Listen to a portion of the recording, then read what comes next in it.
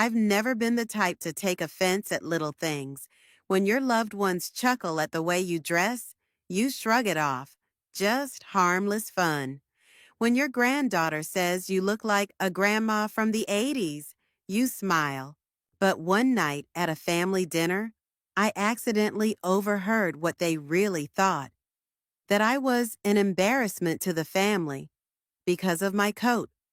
And that's when it hit me.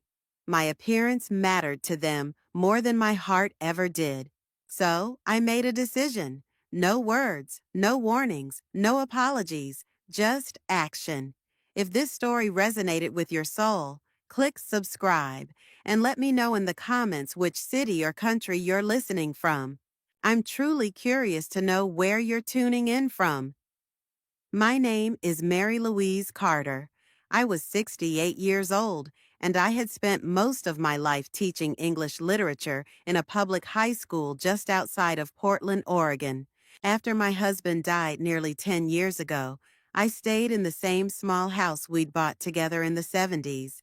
It was a one-story craftsman-style home with creaky floors, faded curtains, and a garden that grew wild no matter how hard I tried to tame it. It suited me. I had no plans to leave it. My days were quiet and predictable, and that was exactly how I liked them. I read a lot. I baked when the mood struck me. I tended to the roses in the backyard with a kind of reverence that made me feel connected to the earth, to time itself. I wore my days like an old sweater, comfortable, broken in, and just right for the life I'd built after so many years of giving everything I had to my students, to my family, to everyone but myself. And yes, I wore the same old wool coat every winter. It was dark green with wide lapels and a lining that had started to thin out around the shoulders. I'd had it since the early 90s. I remembered buying it with my husband, Frank, at a department store downtown. He'd said it made me look like a woman with opinions, like someone who knew how to command a room without raising her voice. That coat had seen more seasons than some of my neighbors. I never saw any reason to replace it. People dress for all sorts of reasons. Some want to be admired, some want to be invisible. I dressed to be warm, to be comfortable. My shoes were orthopedic and my sweaters were mostly hand-me-downs from my sister. I had one handbag, black and sensible, that had been repaired more times than I could count. I didn't think of myself as sloppy. I thought of myself as practical. But lately, I had started to notice things. When I arrived at family gatherings, there was often a pause, a too long glance at my coat or the scuffed heels of my shoes. My granddaughter Emily, 15 and full of teenage sharpness, once asked me if they even made clothes like mine anymore. I had laughed, thinking it was just a joke, but I saw the way her mother looked away, tight-lipped. I saw the smirk that passed between my niece and her husband during last Christmas dinner when I pulled my gloves from the pocket of that old coat and laid them on the table without thinking. It was always small, barely noticeable, a flicker here, a raised brow there. I told myself not to take it to heart. Families tease, they poke fun. But something about the air had shifted. It was no longer just light teasing. There was a judgment simmering beneath it, quiet but persistent. I overheard things too, things not meant for my ears. My sister once whispered to her daughter that I was stuck in another era, as if I were a misplaced antique instead of a living person with memories and feelings and a bank account that was entirely my own. I heard my nephew joking with his wife that I looked like I was about to teach Sunday school in 1955. They said it with a laugh, but laughter doesn't always mean joy. Still, I didn't say anything. I kept wearing the coat. I told myself it didn't matter. I had long since stopped caring about the opinions of others. I had lived through too much, loss, illness, disappointment, heartbreak, to let someone else's opinion of my wardrobe cut me. But something had started to curl at the edge of my piece, like smoke from a candle long extinguished. It wasn't about the coat. Not really. It was about being seen as less, as behind, as disposable, as someone who belonged to a world that no longer existed. That coat, to me, had always been a symbol of memory, of resilience, of a life lived with care and intention. But to them, it was an eyesore, an embarrassment, proof that I didn't fit their version of how a woman, how a grandmother should look. And for the first time in a long time, I started to feel like maybe I didn't belong. I began to wonder when my presence had shifted from being welcome to being endured. I noticed how I was always seated at the far end of the table now, how they rarely asked for my opinion except when it was about something harmless, like a cookie recipe or a book they assumed I'd read decades ago. I wasn't asked about politics or current events. I wasn't asked about how I felt. I was smiled at, nodded toward, passed over. I didn't want to be the center of attention. I never had, but I also didn't want to be invisible. I never expected gratitude or admiration, but I did expect basic respect. And the truth was, I didn't feel respected anymore. I felt like a costume in a play they'd all outgrown. That winter, when I pulled the coat from the back of my closet and shook it out for another season, I paused. For the first time in years, I held it in my arms and didn't put it on. I just stood there, feeling the rough wool under my fingers, thinking about the woman I had been when I first bought it, and the woman I had become. I wasn't angry, not yet, but something inside me was beginning to stir, something that had lain dormant under decades of politeness and patience, something that did not want to be pitied or dismissed or styled into someone else's image of relevance. That something was beginning to take shape, and I had a feeling that it would not be satisfied with a new coat. It was my great-granddaughter's birthday, and the house was already humming with voices and footsteps by the time I arrived. Balloons twisted around the mailbox, and a folding table outside sagged under the weight of store-bought cupcakes, plastic cups, and a towering punch bowl that glowed an unnatural red. The air was thick with the scent of sugar and grilled hot dogs, and the late afternoon sun made everything shimmer with a kind of too bright cheer. I had worn the coat again, my green wool coat, buttoned all the way to the neck despite the mild weather. It had been a little windy that morning, and the familiar weight of it around my shoulders felt like a kind of armor, even if the lining was thinning and one of the buttons had been re-sewn twice. I also wore my favorite flats, the ones with the worn soles that molded to my feet just right. I didn't think twice about it. When I stepped onto the back patio, children scattered in all directions, shrieking and laughing, chasing each other across the lawn. The adults lingered near the buffet, paper plates in hand, sipping from plastic cups and talking in small groups. I was greeted with a few smiles, a few tight hugs, and the usual chorus of, "Hi, Grandma."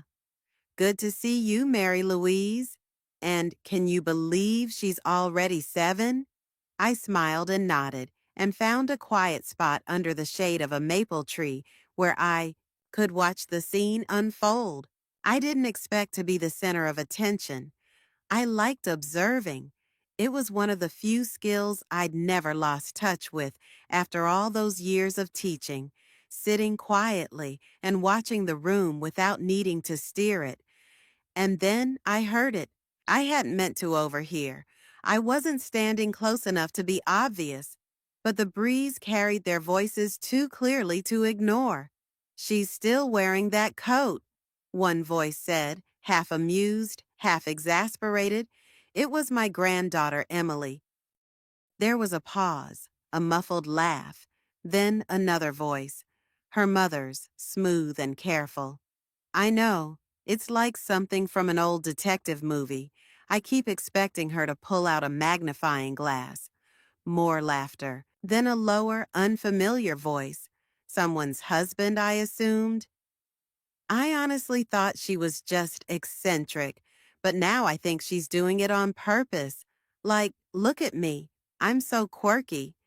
Or stubborn, Emily chimed in. It's just kind of embarrassing. I mean, it's a birthday party, not a funeral. The words struck me not like knives, but like stones, heavy, blunt, meant to be tossed, not to kill, but to bruise. I didn't move. I didn't speak. I stood still in the shade of that maple tree, my hands clasped gently in front of me, the hem of my coat brushing my calves as the wind picked up again. The air no longer felt festive.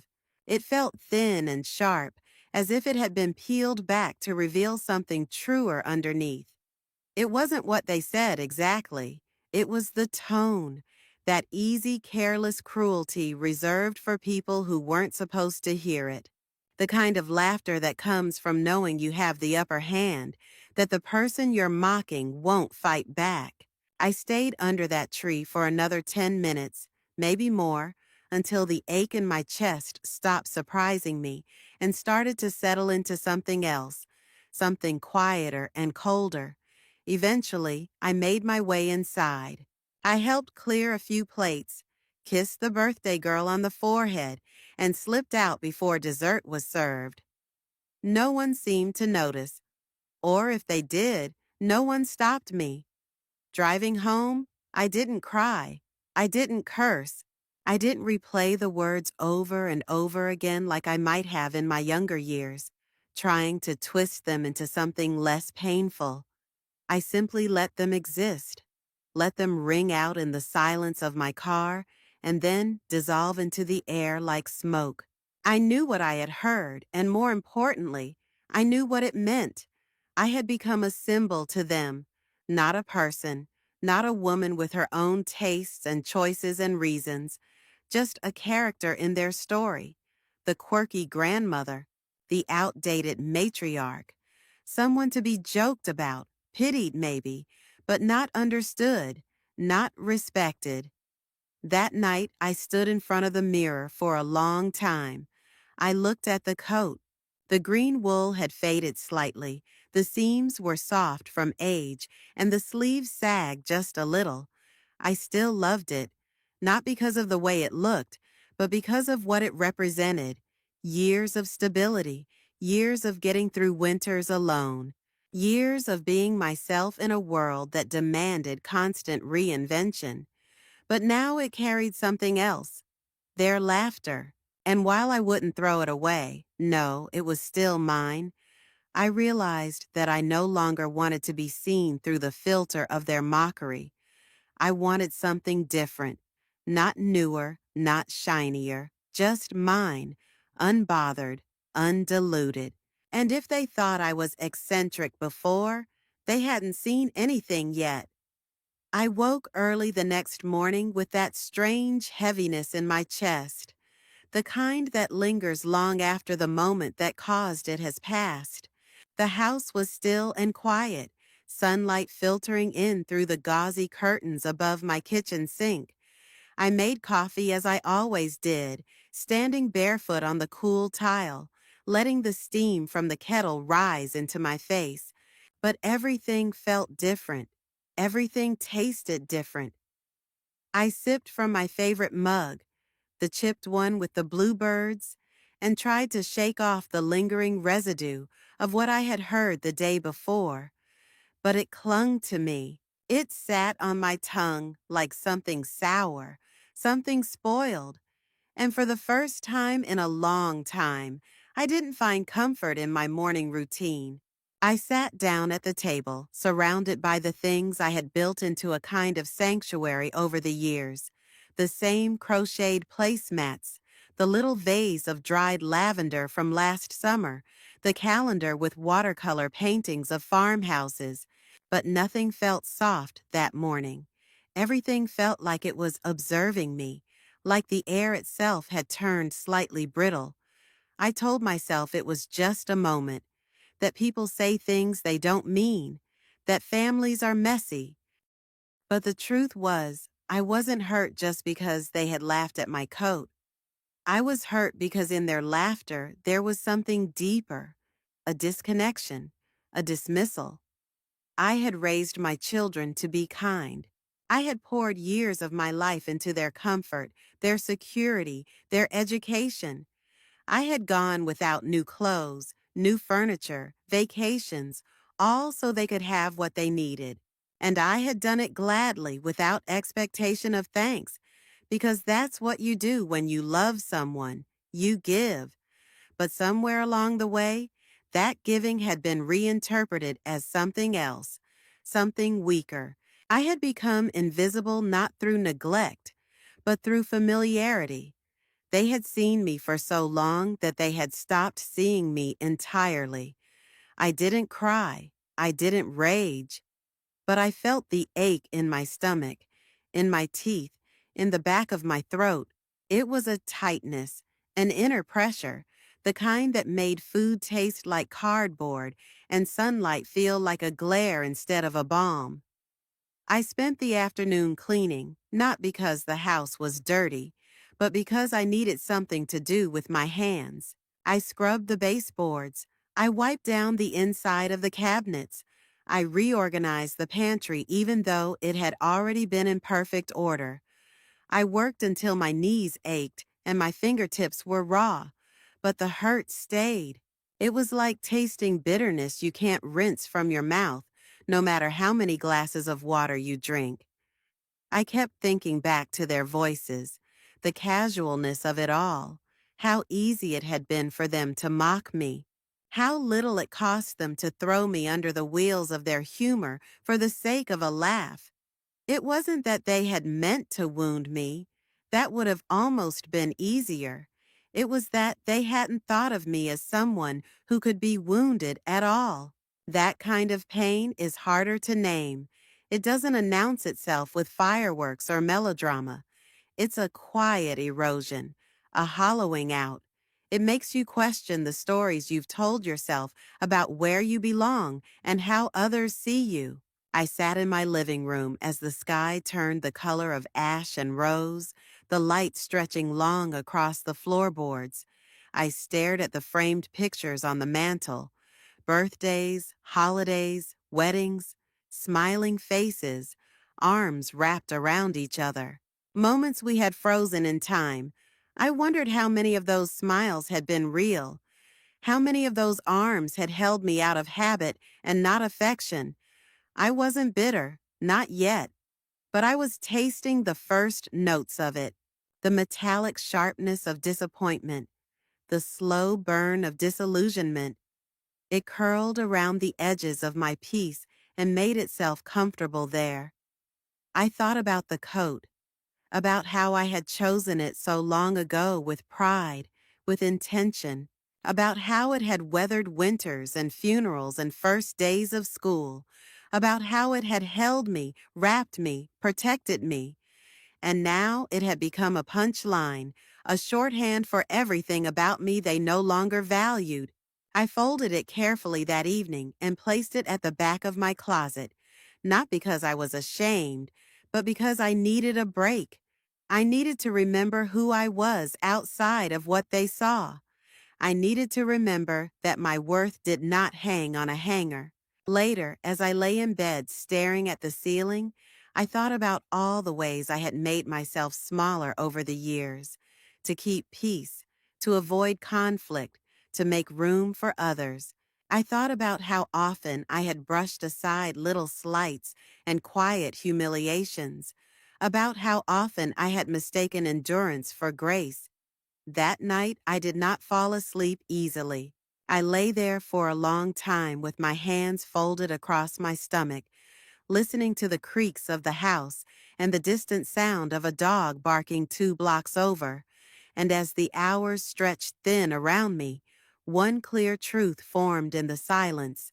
I was done apologizing for who I was, and I was ready to act, not to prove a point, but to reclaim something I had lost slowly and silently over the years. not my dignity. I had never surrendered that, but my voice. And this time, I wasn't going to use it in words. This time, I was going to move. It began the way many of my days began, quietly. I had no grand intention when I left the house that morning. I didn't dress differently or carry any particular energy with me. I simply put on a light sweater, tied my shoes, and stepped out into the soft hum of my neighborhood, letting my feet guide me with no set destination. The air was cool but not cold, and there was a certain clarity to the sky, a brightness that made everything feel freshly washed. I walked past the neighbors' yards, admiring the peonies and rhododendrons blooming in vibrant defiance of the still chilly breeze. I passed children waiting at the corner for the school bus, a golden retriever watching the world with lazy interest from a screened-in porch, and the mail carrier making his rounds with methodical grace. I didn't wave to anyone. I didn't feel like being seen, not yet. That day, I wanted to move through the world quietly, as though it owed me nothing and I owed it nothing in return. The downtown strip was only a mile away, and I found myself drawn to it like I often was when I needed space from my thoughts. I wandered slowly past the bakery with the lemon sugar scent that always made my mouth water, past the thrift store with faded signs in the window, and the little bookstore where I used to host poetry readings for my students decades ago. I turned the corner onto a side street I hadn't walked in some time and noticed a real estate office tucked between a florist and a yoga studio. It was small, unassuming, with a large window that looked like it hadn't been washed since fall. There was a display of printed listings taped to the glass, pictures of kitchens gleaming with granite countertops, living rooms dressed up for the camera with staged pillows and fruit bowls. I didn't stop on purpose. I only meant to glance. But something caught my eye. A photo of a house, a modest little cottage, white with blue shutters and a wraparound porch. It was nothing extravagant. It didn't scream wealth or prestige. It whispered peace. The way the light hit the front steps, the shape of the windows, the way the flower beds framed the walkway like open arms. It looked like someone had loved it. I don't know how long I stood there staring. The wind pulled at the hem of my sweater, and my fingers rested gently on the cool glass. I read the listing details: 2 bedrooms, 1 bath, a small garden, walking distance to the water. It was just far enough from my current life to feel new, but not so far as to feel like an escape. For a long moment, I let myself imagine. I pictured myself on that porch in the early morning, a cup of coffee in hand, my hair loose and gray in the breeze. I saw the inside filled with soft light, a small wooden table by the window, bookshelves full of poetry and history, a bedroom with a quilt I had made years ago. I imagined planting lavender and tomatoes in the backyard, hosting no one unless I wanted to, setting my own rules, writing letters I'd never have to send. It wasn't just the house, it was the possibility of it, of starting over without starting again, of making a decision that belonged only to me. The door to the office opened as a young woman stepped out, holding a clipboard. She smiled politely, asked if I was interested. I almost said no. I almost turned and kept walking. But instead, I surprised myself. I said yes. I said I'd like to know more. I said it like I was ordering tea, calm, unassuming. But inside, I felt the pulse of something rare and thrilling, something like power. She invited me in and offered me a seat. The office smelled like paper and old coffee, and the walls were lined with binders and brochures. She pulled up the listing on her screen and began telling me about the property, its history, the owners who had recently moved to Arizona, how long it had been on the market. I nodded, asked a few questions, but I already knew. I knew I wanted it the moment I saw it. We scheduled a viewing for the following morning.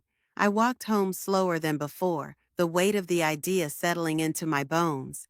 I didn't call anyone. I didn't tell my sister or Emily or anyone else who might ask questions or offer opinions disguised as concern. I tucked the plan away like a folded note in my chest, letting it warm quietly against my ribs. By the time I returned home, the light had changed. The house looked the same as it always had, unassuming, square, worn around the edges. The front steps still creaked. The screen door still stuck halfway if you didn't tug it just right. But I saw it differently now. Not as a burden, not as a trap, just as something that had served its time. That evening, I ate a simple dinner. I didn't turn on the television or the radio. I didn't need noise. I needed quiet to think, to feel, to let the idea root itself deeper inside me. I went to bed early, pulling the blanket up to my chin and listening to the house settle. I knew change was coming, not tomorrow, not in a blaze, but in steps, quiet ones like the ones I had taken that morning, and I would keep walking, in silence, in peace, on a path that, for once, belonged entirely to me. The next morning I woke before the sun, the sky still a soft, uncertain gray. I dressed in my quiet way, pulling on my softest jeans, a sweater that had seen better days, and a pair of sneakers that had molded perfectly to the shape of my feet over the years. I didn't bother with makeup or jewelry. Today wasn't about presentation. It was about decision. It was about making a deal with myself that I would not back down from. The streets were still damp with the remnants of the night's rain as I made my way to the small real estate office. The town stirred slowly to life around me. Coffee shops pulling up their shades, joggers with determined faces threading along the sidewalks, shopkeepers setting out racks of sale items. Everything in the world seemed to be moving with quiet certainty, and I drew strength from that rhythm. When I arrived, the young agent, whose name I learned was Stephanie, greeted me with an easy smile and a clipboard of papers tucked under her arm. She was efficient and kind, sensing perhaps that I didn't want chatter, only clarity. She led me to her car and we drove the short distance to the house. It looked even better in person. The porch was wider than I had realized, the white paint a little chipped, but nothing a fresh coat wouldn't fix. The front door was deep blue, worn just enough at the edges to hint at stories it had witnessed. The garden beds were sleeping under the last crusts of winter, but I could already see the promise in them. Dark, rich soil waiting for life. Inside, the air smelled faintly of lemon polish and old wood. There were no grand spaces, no towering ceilings or designer finishes, just a simple, sturdy beauty. A small fireplace in the living room, a kitchen with a window above the sink that looked out to the backyard, a bedroom with enough light to wake up smiling. Stephanie moved around the house with practiced ease, pointing out features, mentioning recent updates. I listened, but mostly I listened to myself, to the way my heart felt steady, the way my breathing stayed slow, no flicker of doubt, no twinge of hesitation. It wasn't just a house, it was a line in the sand, a quiet but unmistakable declaration that I would no longer be content shrinking into the corner of my own life. After we toured the rooms, Stephanie turned to me and asked if I'd like to think about it. I shook my head. I had done enough thinking. More thinking would only invite fear, the kind that creeps in wearing the mask of practicality and good sense, the kind that keeps you planted in places that no longer fit, just because staying still feels safer than stepping forward. I told her I was ready to make an offer. The process moved quickly after that. Stephanie smiled in that relieved way young professionals do, when they know they've made a sale without needing to hard sell it. We returned to her office where she pulled out forms, pens, copies of copies.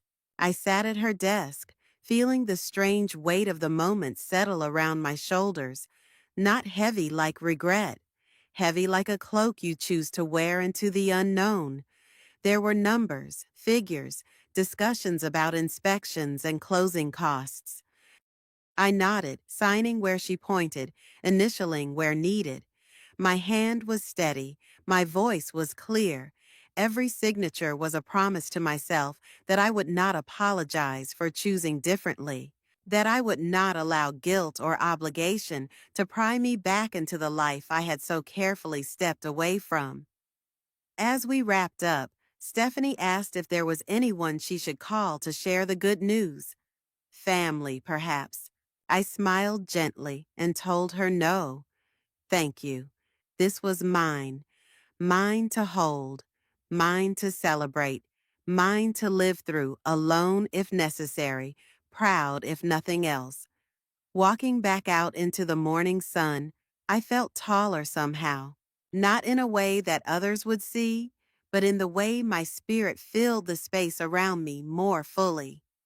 I stopped for a coffee on the way home, sitting at a corner table by the window, with my cup cradled between my palms.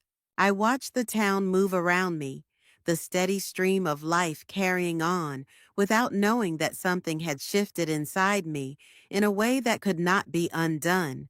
I thought about how easy it had been for them to laugh at me, how effortless it had been for them to define me by the way I dressed, by the way I lived, by the quiet choices they never cared enough to understand, and how easy it would have been for me to let them, to shrink further, to accept that mockery as truth.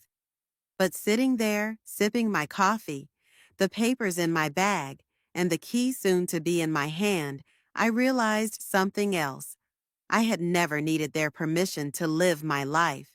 I had never needed their approval to dress or think or choose as I pleased. I had only needed to remember that this house was not a revenge. It was not a middle finger raised against the laughter behind my back. It was something far simpler and far more powerful.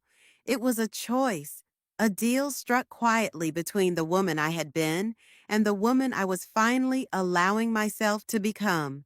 No announcements, no explanations, just a key, a door, a new beginning. And me, finally, standing at the center of my own life again. The day I officially closed on the house, I did not tell a soul.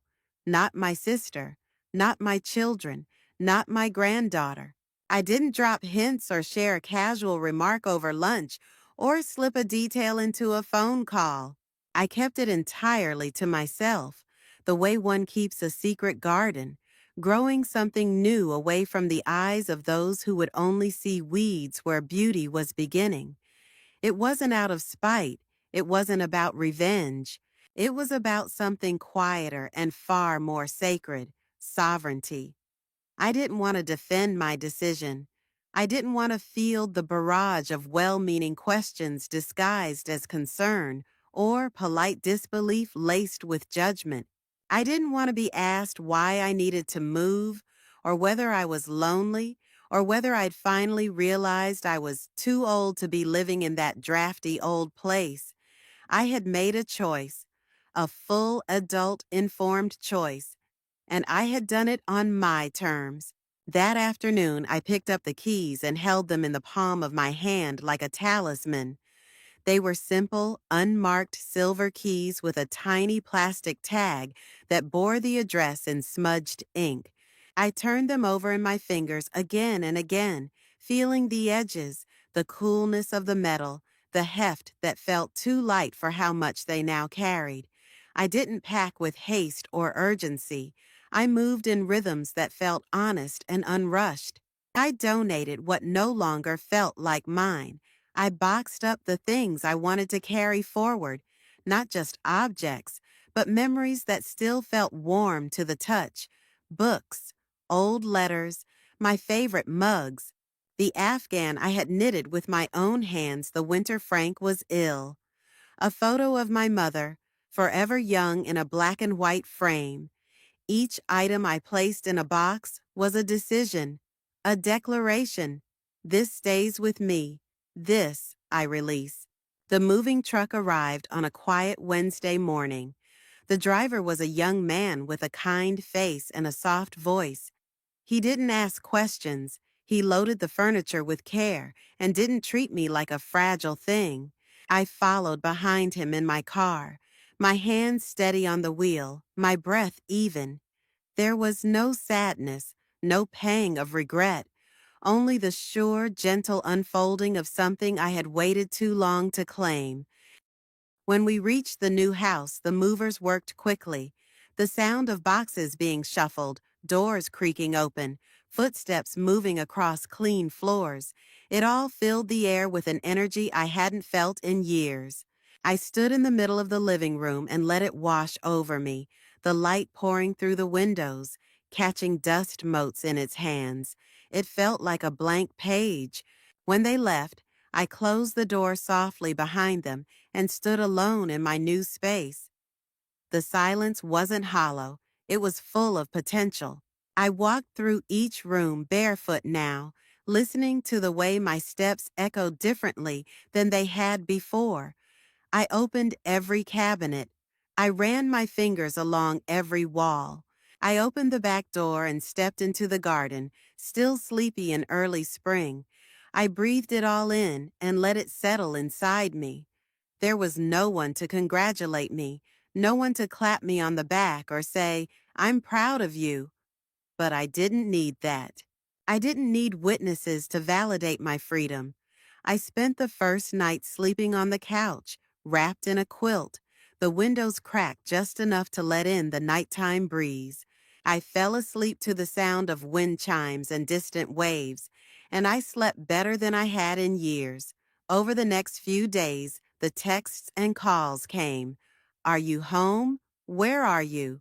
We stopped by and no one answered. I let them wait. I let the silence speak for me. Eventually, I sent a short message. "I've moved. I'm safe. I'm happy. No need to worry."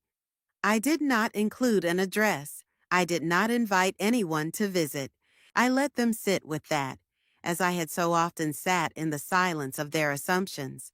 They responded the way I expected, confused, curious, lightly concerned, but none of them asked why in a way that told me they truly wanted to know. They asked to soothe their own discomfort, not to understand mine, and so I offered no details. For the first time in decades, I felt no need to explain myself. I didn't explain why I had kept it a secret. I didn't explain why I had left the house behind. I didn't explain what had pushed me past the point of tolerance. Freedom isn't about escape. It's about truth. And the truth was, they didn't need to know everything. They had spent years building a version of me that fit their story. Predictable, passive, pleasantly invisible. I had stepped outside of that story. I had written a new chapter without inviting their edits. Some days, I sat on the porch with my tea and thought about what they might be saying. I imagined the conversations, the conclusions drawn, the narratives spun. I didn't mind. Let them wonder. Let them circle the questions without answers. This life, this space, was mine. No explanations required. The envelope was small, square, and ivory-colored. No return address, just a simple gold-edged card tucked inside. I had written only a few lines. I didn't bother with pleasantries or explanations, just the essentials. "I've moved. This is my new address. I'm doing well. I hope you are too." I mailed one to each of them, my children, my granddaughter, my sister. It wasn't a peace offering or a request for reconnection. It was a formality, a statement of fact. I existed elsewhere now, and they were free to know that or ignore it. Either way, I was no longer part of the world they had comfortably kept me in. I dropped the envelopes into the blue mailbox by the pier one sunny morning, then walked to the bakery and treated myself to a slice of lemon loaf and a strong coffee. The sun glinted off the ocean in the distance, and the breeze carried the scent of salt and early blooming lilacs. I felt light in a way I hadn't in years. Not weightless exactly, more grounded, present, like I had finally stepped fully into my own life. Days passed, then weeks. A few cards came back, not handwritten letters, not calls, just cards. Generic, pleasant, harmless. So glad to hear you're well. Congratulations on the move. Let's catch up soon. None of them asked why. Not really. Not with any depth or honesty. And I didn't push. I had made peace with the fact that some people prefer distance when confronted with a version of you that no longer fits their expectations. I wasn't angry, just uninterested in returning to a dynamic that had required me to apologize for the space I took up. My new address didn't just signify a different zip code. It marked a boundary, one they could cross if they came with respect and sincerity, but not with pity, not with forced politeness, and not with the quiet judgment that had followed me for years like a shadow no one would name. I filled my days with small joys. The backyard, still wild and tentative, became my favorite space.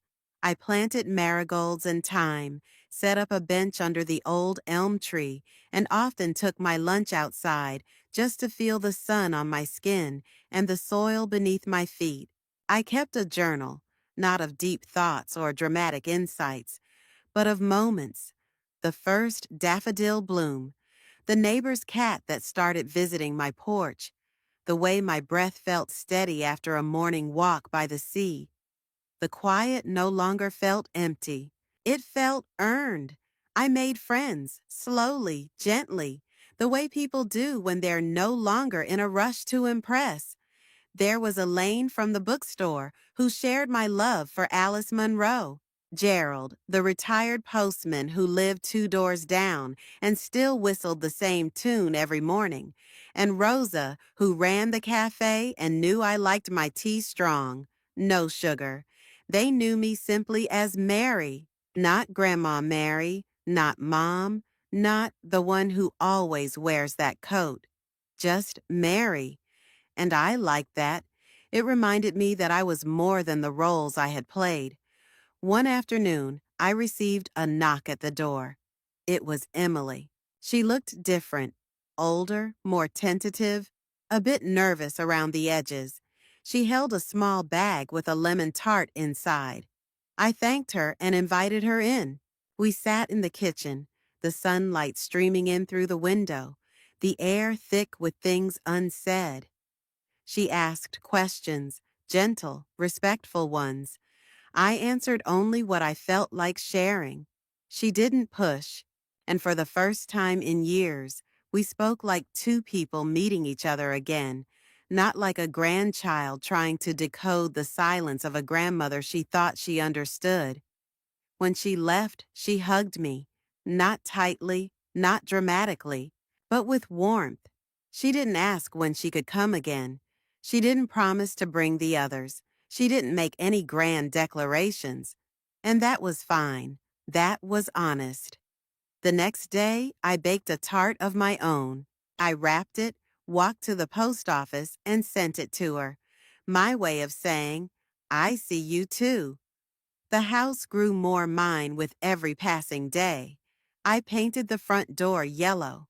I hung wind chimes by the window. I placed a rocking chair on the porch and found myself sitting there most evenings, wrapped in a shawl, watching the horizon shift from gold to violet to deep blue. This new address had no ghosts, no expectations pressed into the walls, no legacy I had to protect or live up to. It was just a house, but it held a life, my life, fully mine. No one would mistake me for someone who wanted to be invisible now. I hadn't vanished. I had simply relocated to a place that finally felt like home.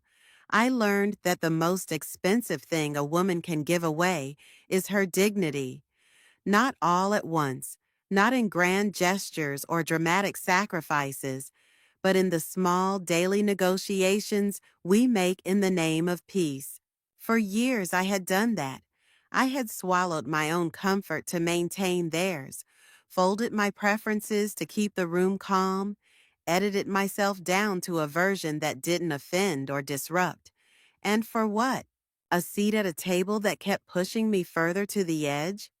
After I moved, I spent a lot of time sitting with that truth, not mourning it, just studying it, the way you study a scar on your own body, tracing its edges, recalling the wound, honoring the fact that you survived it.